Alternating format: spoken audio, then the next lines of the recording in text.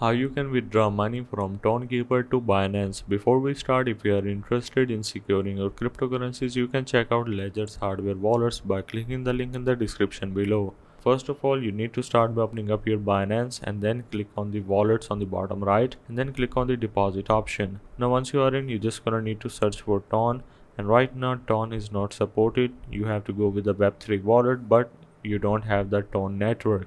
So what you need to do is to go with the USDT instead and click on it, and then make sure to select the Ton coin and then click on the copy. After that, open up your Tonkeeper, and then you just need to head over to the USDT option. If you have Ton coin, you can simply go with the swap option first and swap your Ton coin for the USDT.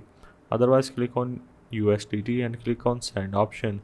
Simply paste your address just like so, and then you're just gonna need to copy your memo address, or in other words destination tag. Then click on the continue on the bottom of your screen, and then enter the amount how much you want to go with and click on continue option.